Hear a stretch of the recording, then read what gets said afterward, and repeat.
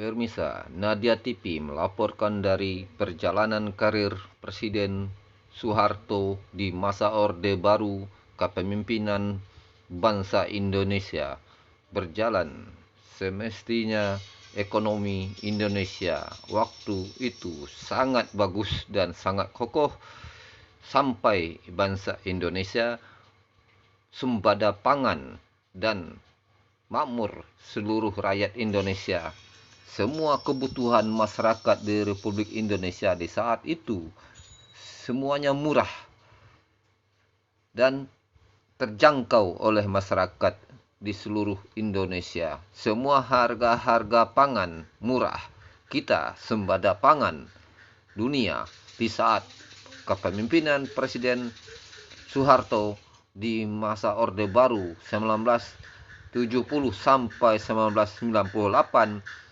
Rakyat Indonesia makmur secara ekonomi. Secara politik memang tidak sebagus di era sekarang, tapi pasti ada yang diapakan karena kepentingan bangsa dan negara. Di saat itu masih banyak pemberontak-pemberontak di seluruh Nusantara.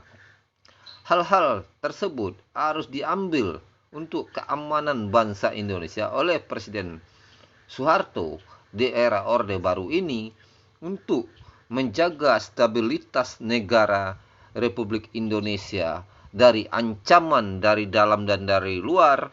Semua akan teratasi secara maksimal oleh kepemimpinan Presiden Soeharto di era Orde Baru ini. Tapi di era Orde Baru kita sempat sembada pangan dan segalanya, mengingat dan jasa-jasa Presiden Soeharto di eranya kita harus hargai dengan baik, karena di masanya itu Presiden Soeharto menjaga kedaulatan bangsa, menjaga pangan masyarakat dengan harga murah, dan seluruh pembangunan dari Sabang sampai Merauke merata dibuat oleh Presiden Soeharto ini.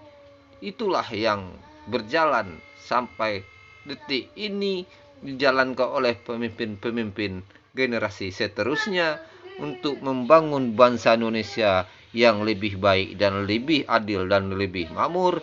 Kita mengingat jasa-jasa seorang pemimpin itu harus kita ingat, dan kita jasanya untuk bangsa ini. Telah banyak dia berbuat untuk bangsa Indonesia, untuk kesejahteraan rakyatnya, dan pertanian, dan seluruh pangan murah di eranya ini.